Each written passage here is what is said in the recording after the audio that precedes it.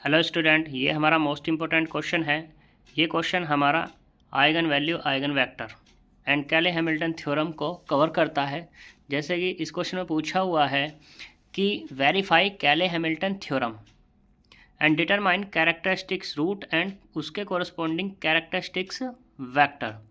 फिर हमने इस क्वेश्चन में एक्स्ट्रा निकाला हुआ है, ए इन्वर्स भी निकाल दिया है। तो बात करते हैं यहाँ पर, इनको बारी बारी से सभी को देखते हैं, प्रूफ करते हैं। कैले हैमिल्टन थ्योरम, कैले हैमिल्टन थ्योरम के लिए सबसे पहले हमें यहाँ पर बनाना पड़ेगा कैरेक्टरिस्टिक्स मैट्रिक्स। कैरेक्टरिस्टिक्स मैट्रिक्स क्या होती है? ए माइनस के लैम्डा आई होती है।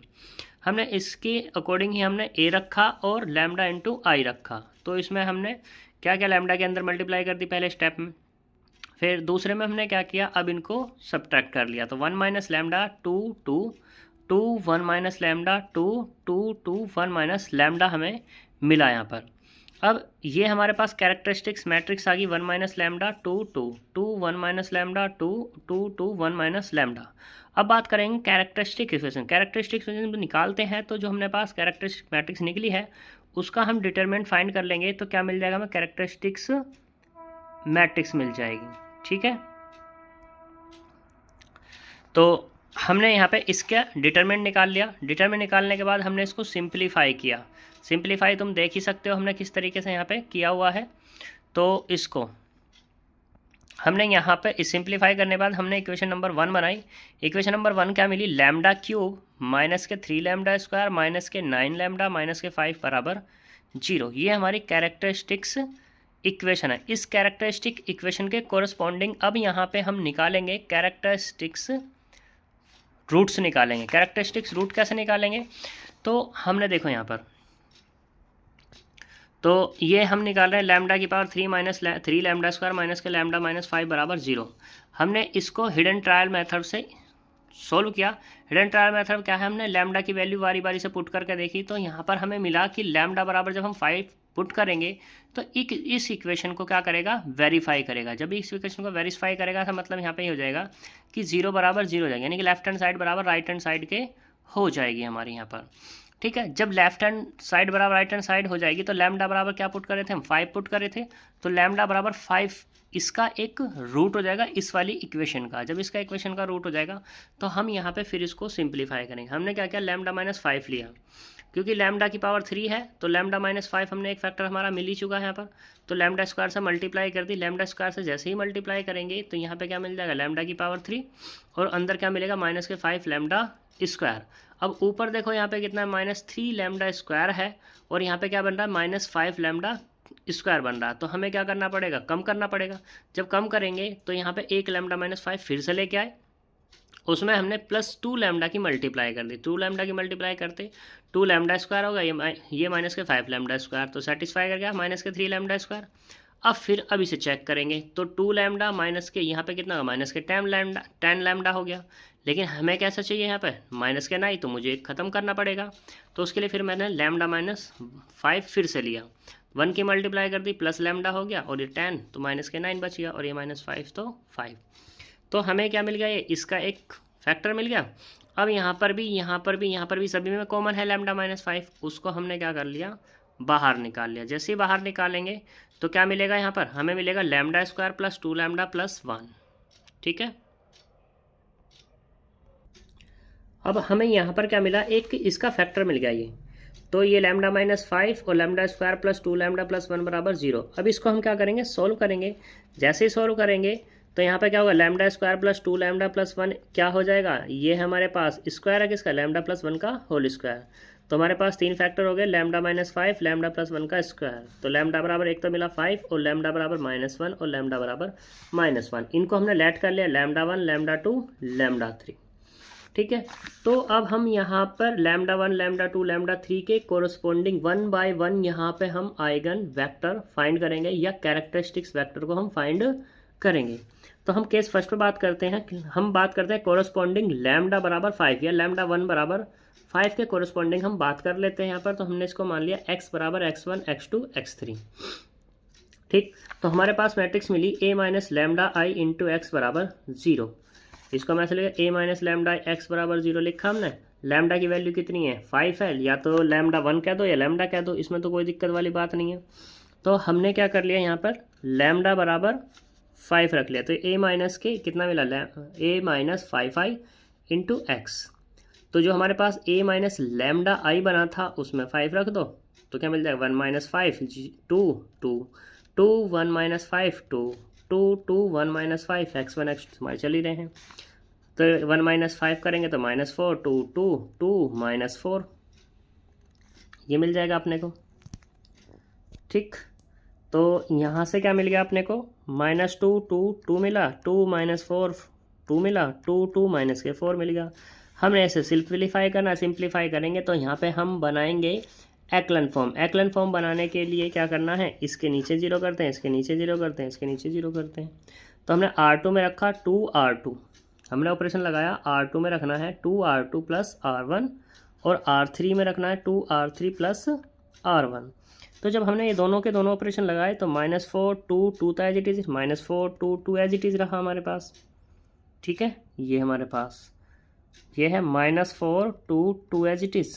ठीक है, और इसको जब सिंप्लीफाई करेंगे 0 माइनस के 6 6 0 6 -6, फिर से हमने ऑपरेशन लगा R3 में रखना, R3 प्लस R2 दोनों को ऐड कर लिया, तो हमारे पास क्या मिल जाएगा अब यहाँ पर -4 2 0 -6 6 0 0 0 x1 x2 दिस। हमने क्या कर लिया, अब इसे थोड़ा सा और सिंप्लीफाई किया, इसे थोड़ा सिंप्लीफाई करेंगे तो इसमें 2 की 1/2 से मल्टीप्लाई कर दी, इसमें 1/6 से मल्टीप्लाई कर दी, ये हमारे पास ये रहा। ठीक है, तो यहाँ पे R1 माइनस के 1/2 R1 ये हमने किया। ठीक, तो हमारे पास मिला 2 1 1 सही। वैसे यहाँ पे हमारे पास जो मिलेगा, एक थोड़ा सा चेंजेस करते हैं, तो देखो हमारे पास क्या मिलेगा, यहाँ से माइनस के 1/2 था, तो यहाँ पे कितना मिल जाएगा, ये वाला माइनस, ये वाला भी माइनस, तो इनकी मल्टीप्लाई करेंगे तो ये भी माइनस हो जाएगा और ये वाला भी माइनस, इसकी इसमें मल्टीप्लाई करेंगे, ये तो एज इट इज रहने वाले, ये 0 0 वाले बन जाएंगे अपने पास। ठीक, अब हम क्या करेंगे, कंपेयर करेंगे, तो जब कंपेयर करेंगे तो ये वाला माइनस और ये वाला भी माइनस मिल जाएगा। ठीक, कंपेयर की हमने यहाँ पर, हमने अब क्या किया, अब देखो यहाँ पर total number of variable greater है किससे, टोटल नंबर ऑफ इसके इक्वेशन से। जब कभी ऐसा होता है कि वेरिएबल ज़्यादा होते हैं किससे, इक्वेशन से, तो हमारे इनफाइनाइट सॉल्यूशन मिलते हैं। ठीक है, तो उस चीज़ को याद रखना। तो हम यहाँ पे पुट करेंगे, हमने पुट किया x3 बराबर a। जब x3 बराबर a पुट किया तो इक्वेशन नंबर 3 में पुट किया, तो यहाँ से x2 की वैल्यू मिल जाएगी मुझे a। ऐसे ही अब ये x2 और x3 यूज़ कर लेंगे किसमें, 2 में, तो यहाँ पे कितना मिलेगा, ये वाला माइनस और ये वाला भी माइनस, तो यहाँ से माइनस माइनस कैसे हो जाएगा, प्लस के हो जाए इन दोनों के दोनों, तो ये वाला प्लस का ही मिल जाएगा। ठीक, तो क्या मिल गया अपने को, प्लस का a। जैसे ही प्लस का a मिला तो अब अपने को क्या मिलेगा, यहाँ पर x1 बराबर a मिल गया, x1 बराबर a मिलेगा अब ये प्लस का। ठीक, तो a1 a मिला, x1 बराबर a, x2 बराबर a, x3 बराबर भी a मिल गया, तो ये वाला भी क्या हो जाएगा, यहाँ से प्लस हो जाना है ये वाला।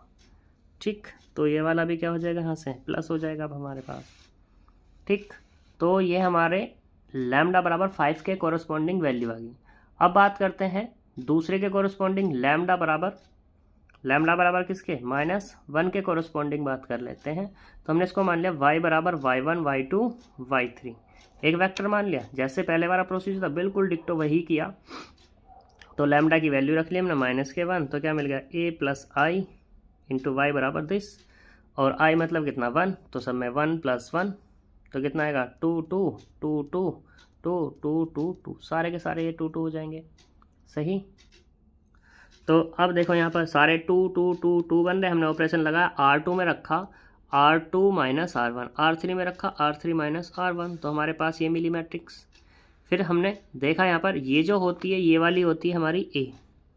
ठीक है, ये तो पता ही है हमें, लेकिन अगर इसको भी साथ में मिला देते हैं 0 वाले को भी, तो ये बन जाती है हमारे पास AB। ठीक, ये x है, इसमें तो कोई दिक्कत वाली बात होती नहीं है। तो इसी के कोरस्पॉन्डिंग इक्वेशंस को सोल्व करने का एक प्रोसीजर होता है, ये और ये मिलाकर हो जाती है AB। ठीक है, इसको सोल्व करने का प्रोसीजर होता है, सोल्व करने का प्रोसीजर क्या है, वो ये है कि नंबर ऑफ रो इन ए में बराबर होनी चाहिए नंबर ऑफ ए बी में रो, ठीक है, वो भी कैसी, नॉन जीरो। अगर नॉन जीरो रो ए और ए बी में बराबर हैं तो ही हमारा सॉल्यूशन होगा, अदरवाइज सॉल्यूशन एग्जिस्ट नहीं होगा। दूसरा, जब हमारी नंबर ऑफ नॉन जीरो रो बराबर ए और नॉन जीरो बराबर किसके हैं, ए बी के, तो रैंक ए बराबर होती है रैंक ए बी के, यानी कि दोनों की रैंक आपस में बराबर होती है ए और ए बी की। जब दोनों की रैंक आपस में बराबर होती हैं तभी सॉल्यूशन एग्जिस्ट होता है, सॉल्यूशन अदरवाइज सॉल्यूशन एग्जिस्ट नहीं होगा अगर दोनों की दोनों रैंक बराबर नहीं होंगी। अब कैसे, देखो सॉल्यूशन एग्जिस्ट होंगे हमारे दो टाइप्स के, एक तो फाइनाइट और एक इनफाइनाइट। अब हमारे पास रैंक ऑफ ए बराबर रैंक ऑफ ए भी है और लेस देन है किससे, number of variables. Number of variable कितने हमारे पास, 3, लेकिन दोनों की रैंक कितनी आई है निकल के, दोनों की रैंक निकल के आई है हमारी 2, तो इसलिए हमारे पास वेरिएबल क्या है, कम है, मतलब वेरिएबल ज़्यादा है रैंक कम है। तो इस केस में इनफाइनाइट सॉल्यूशन एग्जिस्ट होता है। अगर दोनों की बराबर आ जाती तो फाइनाइट सॉल्यूशन एग्जिस्ट होता। तो इसी के केस पर अब हम क्या करेंगे, यहाँ पर इनकी कंपेयर करने के बाद वेरिएबल पुट करेंगे। वेरिएबल पुट करेंगे या मानेंगे हम वेरिएबल को, वेरिएबल कैसे मानेंगे, देखो यहाँ पर सिर्फ मुझे एक ही इक्वेशन मिलेगी, वो भी कौन सी, y1 plus y2 plus y3 बराबर 0। जब ये हमें मिलेगी यहाँ पर तो हम दो वेरिएबल मानेंगे, चाहे y1 y2 मान लो, y2 y3 मान लो, ठीक है y2 y3 मान लो, y1 y3 मान लो, y2 y3 मान लो, जो तुम्हारा मन करे वो मान लो। मैंने क्या किया यहाँ पर, मान लिए y2 और y3 को मान लिया, यहाँ पर y2 को b मान लिया और y3 को c मान लिया। तो जब हम इसको पुट करेंगे तो y1 प्लस बी प्लस सी, तो y1 बराबर कितना, माइनस के बी माइनस के सी मिल गया। अब हमारे पास वेक्टर क्या था, वेक्टर हमारे पास ये था कि y बराबर y1 y2 y3, तो हमने इसको रख लिया माइनस दिस, हमने इसको ब्रेक कर लिया ओपन करके, भाई माइनस बी माइनस सी लिखा था, इस b को हमने b लिख लिया, 0 प्लस क्या लिख लिया इसको हमने, ये तो हो गया हमारे पास माइनस बी, ये हो गया माइनस सी, ये हो गया b, ये प्लस 0 c, ऐसे ये वाला b 0b और प्लस 0 c लिख लिया हमने इसको यहाँ पर, कोई दिक्कत थोड़ी नहीं, 0 नहीं आएगा, ओनली ये वाला आएगा, ठीक। तो इसको हमने अलग अलग कर लिया, ये रहा, यहाँ से b कॉमन कर लेंगे, अब हम इस वाले से b कॉमन कर लिया, वही आ गया, इस वाले से c कॉमन कर लिया, वही आ गया, ठीक है। तो जब c कॉमन करेंगे हमने यहाँ पर, अब हमारे पास ये वेक्टर्स मिल जाएंगे दोनों के दोनों। इसको तुम चाहो तो नाम दे सकते हो, इसे y1 कह सकते हो, इसे y2 कह सकते हो, ये वाला y1 और ये वाला y2, कोई दिक्कत, ठीक। तो अब हम a b c मान लिए हमने, तो यहाँ पर हमने क्या किया, a को 1 कह दिया, b को -1 कह दिया, c को -1 कह दिया। मैंने तो अपने नाम दिया, तुम कुछ भी दे सकते हो, a b c नाम। अब देखो मैंने यहाँ पे a बराबर 1 मान लिया, b बराबर -1 मान लिया, c बराबर -1 मान लिया। मैंने ये a b c माने हैं, तुम कुछ भी मान सकते हो जो तुम्हारा मन करे, ठीक है। ऐसा नहीं है कि जो मैंने माने वो भी तुम भी वही मानोगे, तुम्हारी मर्जी, क्योंकि इनफाइनाइट सॉल्यूशन एग्जिस्ट होंगे, एग्जिस्ट हुआ तुम्हारे किस तरीके से हो सकते हैं। तो एक मिल गया x, y को मैंने y1 प्लस y2 लिख लिया, तो ये वाला y1 हो गया और ये वाला क्या हो गया, y2। ये इसके कोरस्पॉन्डिंग क्या हो गए, वेक्टर्स हो गए, आइगन वेक्टर्स। अब बात करते हैं वेरीफाई कैले हैमिल्टन थ्योरम के बारे में बात करते हैं। तो जो हमारे पास इक्वेशन 1 थी ना, उस इक्वेशन 1 में लैम्डा बराबर a पुट कर लो।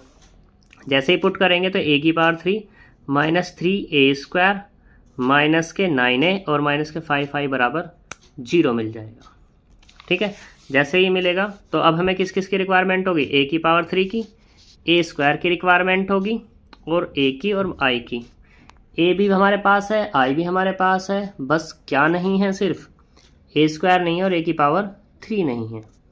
तो यहाँ पे a² बराबर ये मान लेंगे, हम मान लेंगे नहीं, क्या निकालेंगे, तो इन दोनों के आपस में मल्टीप्लाई करेंगे तो मिलेगा हमें 988, ये मिल जाएगा 98889 ये मिल गया। अब a की पावर 3 को a² लिख लो, a² की वैल्यू है, a की भी वैल्यू हमारे पास, इनकी जब आपस में मल्टीप्लाई करेंगे, मल्टीप्लाई का प्रोसीजर हमें पता ही है, तो क्या मिलेगा 41 42 42 42 41 42 42 42 41 ये मिल जाएगा। a² है, a भी है और i भी है हमारे पास, इन सबको उठा करके इस वाली इक्वेशन 5 में हम यूज़ कर लेंगे। ठीक है, तो देखो जैसे इन सबको यूज़ करेंगे तो हमारे पास ये मिल जाएगा, एक मैट्रिक्स ये मिलेगी, एक मैट्रिक्स ये मिलेगी, एक मैट्रिक्स ये मिलेगी और एक ये मिलेगी। इनको सिंप्लीफाई करेंगे, 41 माइनस के 27 माइनस के 9 और माइनस के 5, ऐसे हम सारे के सारे सिंप्लीफाई कर लेंगे तो 0 बराबर 0 मिल जाएगा यहाँ पर। ठीक है, ये मिल गया हमें 0 बराबर 0 के। जब 0 बराबर 0 तो इसका मतलब कैले हैमिल्टन थ्योरम वेरीफाई हो गई। तो क्वेश्चन होता है यहाँ पर हमारा कंप्लीट। लेकिन हम थोड़ा सा और एक्स्ट्रा क्वेश्चन पे बात करते हैं। हम अब ए इन्वर्स निकालने पे भी बात कर देते हैं। ए इन्वर्स कैसे निकलेगा, इसी में कैले हैमिल्टन से ही। तो जो हमारे पास इक्वेशन बनी थी ना 5, उस 5 इक्वेशन में क्या कर दो, ए इन्वर्स से मल्टीप्लाई कर दो दोनों तरफ। ये कर दी मैंने। तो ए इन्वर्स ए की power 3 minus 3 A inverse A square minus 9 A inverse A 5 A inverse आई। इसमें करेंगे तो ए स्क्वायर बचेगा, यहाँ ए बचेगा, यहाँ आई हो जाएगा, यहाँ इन्वर्स हो जाएगा। तो यहाँ पे क्या चाहिए मुझे, इन्वर्स चाहिए, तो इसको उधर ले गया मैं। 5 ए इन्वर्स बराबर इज दिस। ठीक, अब इनकी वैल्यू रख लो, ए स्क्वायर की वैल्यू ये, ए की वैल्यू ये, नहीं आई की वैल्यू ये। फिर से जैसे ऊपर वाला सॉल्यूशन किया था वैसे हम इसको कर लेंगे। देखो ठीक है, जब सिंप्लीफाई करेंगे तो हमें क्या मिलेगा, ये मिल जाएगा 5 ए इन्वर्स बराबर दिस। तो ए इन्वर्स चाहिए, 1/5 को इधर ले गया मैं। अब 5 को अंदर ऑपरेट कर दिया तो क्या मिल गया मुझे, ये मिल गया। ये हमारा राइट आंसर। ठीक, अब डिवाइड में वो नंबर आएगा जो डिटरमिनेंट आएगा। डिटरमिनेंट कितना आया इसका, 5 आ जाएगा। देख सकते हैं यहाँ पर, ये इस तरीके से वो निकालना हमें आता ही है। ठीक है, अब बात करते हैं कि आइगन वेक्टर आइगन वैल्यूज़ की, सॉरी आइगन वैल्यूज़ पे बात करते हैं कि आइगन वैल्यूज़ का कैसे पता लगेगा हमारी सही है या गलत है। तो देखो हमारे पास ये मैट्रिक्स है, इस मैट्रिक्स में डायगोनल क्या है, 1 1 1 है। तो आइगन वैल्यूज़ जो निकल के आई हैं, ठीक है, आइगन वैल्यूज़ क्या निकल के आई हैं हमारे पास, आइगन वैल्यूज़ निकल के आई थी, एक तो निकली थी 5 -1 और -1। हम इन्हें तीनों को अगर ऐड करते हैं तो हमें क्या मिलेगा, 3। और जो 3 ये आया है इस डायगोनल का भी वही सम होगा। तो हमारी आइगन वैल्यू सही है। दूसरा केस, डिटरमिनेंट बराबर होना चाहिए किसके, आइगन वैल्यूज़ के, λ1 λ2 और λ3। डिटरमिनेंट कितना आया, 5 आया निकल के, ये मैंने अभी दिखाया था। λ1 कितना, 5 -1 और -5, तो कितना हो गया 5। तो ये 5 बराबर 5, इसलिए मैंने वो निकाला था वहाँ पर। ठीक है, तो हमारी वैल्यूज़ डन है। ठीक है, तो ये हमारा क्वेश्चन कंप्लीट होता है, मोस्ट इम्पोर्टेंट है। एक क्वेश्चन और देखते हैं नेक्स्ट, जो मोस्ट इम्पोर्टेंट है वो भी।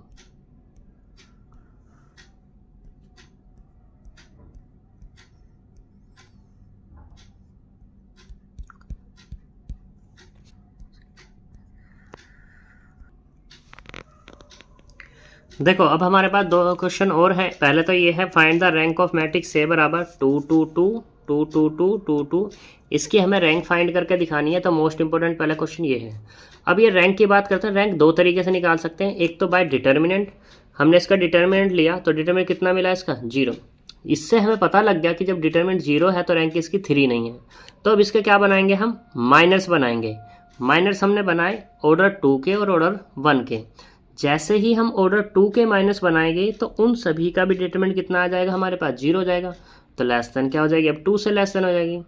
फिर -1 वाले बनाएंगे तो -1 वाले में सभी determinant does not equal to 0 आने वाले हैं। तो हम कह देंगे रैंक ऑफ ए बराबर कितना हो जाएगी, C1 हो जाएगी। दूसरा हम ये कह सकते हैं कि नॉन जीरो मैट्रिक्स है तो उसकी रैंक कितनी हो जाएगी हमारे पास, नॉन जीरो आएगी। नॉन जीरो से मतलब 1 आ जाएगी यहाँ पे। तो रैंक ऑफ ए बराबर 1। ये थोड़ा सा थ्योरेटिकल है और टिपिकल सा है, ठीक है, प्रोसीजर। लेकिन दूसरे वाले मेथड में बात करते हैं। दूसरे वाला मेथड क्या है, एक्लन फॉर्म बना करके इसको हम करेंगे। तो 2 2 2 2 2 2 2 2 ये दिए हुए हैं हमारे पास। तो एक्लन फॉर्म क्या होती है, इससे नीचे 0, इससे नीचे 0, इससे नीचे 0। तो हमने क्या किया, ऑपरेशन लगा, R2 में रखना है R2 - R1, R3 में रखना है R3 माइनस के R1। तो जैसे ही हमने यहाँ पे ऑपरेशन लगाया था कितना मिला, 2 2 2 0 0 0 0 0 0। अब इसमें चेक करते हैं, जब एक्लन फॉर्म हमारी बन जाती है तो इसमें हम देखते हैं कि नंबर ऑफ नॉन जीरो रोज कितनी है। तो जितनी नंबर ऑफ नॉन जीरो रोज होंगी उतनी ही हमारे पास क्या होती है, उसकी रैंक होती है। तो देखो इसमें नॉन जीरो रोज ये रो जीरो पूरी, ये वाली भी जीरो, ये नॉन जीरो था बस, ठीक है। तो ये जब ये नॉन जीरो है तो इसका मतलब हो जाएगी इसकी रैंक कितनी हो जाएगी, 1 हो जाएगी। तो ये हमारा राइट आंसर है, ठीक है। तो इसकी रैंक कितनी होगी हमारे पास, 1 हो गई। क्लियर। ऐसे ही हम दूसरे वाले में बात करते हैं।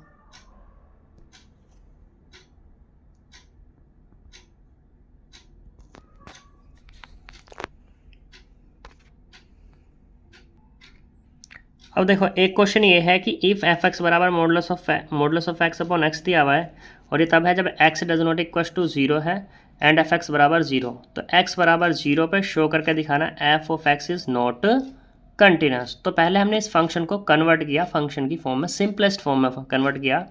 ये क्या है हमारे पास, इस मॉडुलस को ओपन किया, जब एक्स लेस 0 है तो मॉडुलस की वैल्यू कितनी निकल आएगी यहाँ से, माइनस के एक्स, ये हमें पता ही है पहले से। तो माइनस के एक्स अपॉन एक्स हो गया, और जब एक्स बराबर 0 तो इसने दिया ही हुआ है 0, तो उससे कोई दिक्कत नहीं। एक्स ग्रेटर रहता है पॉजिटिव निकलेगी, इसको सिंप्लीफाई करेंगे -1 0 1 आ जाएगा। तो एक्स लेस 0 एक्स बराबर 0 एक्स ग्रेटर 0, तो ये मिल गया। अब हमें चेक करना है किस पे, एक्स बराबर 0 पे चेक करना। तो एफ ऑफ 0 निकाला पहले, तो वो 0 मिल गया हमें। लेफ्ट हैंड लिमिट निकालेंगे, इसका फॉर्मूला है ही हमारे पास, limit h tends to 0 negative f of a minus के h। तो यहाँ पे a की जगह कितना है 0, तो कितना मिला माइनस के h, यानी कि x अब हमारा कैसा है, नेगेटिव है, नेगेटिव फंक्शन कैसा है मेरा माइनस के 1, तो वो रख लिया हमने माइनस के 1, लिमिट यूज़ करेंगे -1। तो लेफ्ट हैंड लिमिट कितनी मिल गई, माइनस के 1 मिल गई। ऐसे राइट हैंड लिमिट निकालेंगे, F of a plus h, a बराबर 0 तो h आ गया, h पॉजिटिव है तो क्या मिल जाएगा यहाँ से मुझे, यानी कि यहाँ से 1 मिल जाएगा, तो ये 1 आ गया। तो राइट हैंड लिमिट कितनी मिलेगी 1। अब तुम देख सकते हो लेफ्ट हैंड -1 है, राइट हैंड 1 है, तो इसका मतलब क्या, लिमिट तो बराबर है नहीं। जब लिमिट बराबर नहीं है तो इसका मतलब क्या नहीं है हमारे पास, ये left hand limit does not equal to right hand limit does not equal to f of 0। तो इसका मतलब क्या, फंक्शन हमारा कंटिन्यूस नहीं है किस पे, एट एक्स बराबर 0 पे, ठीक है।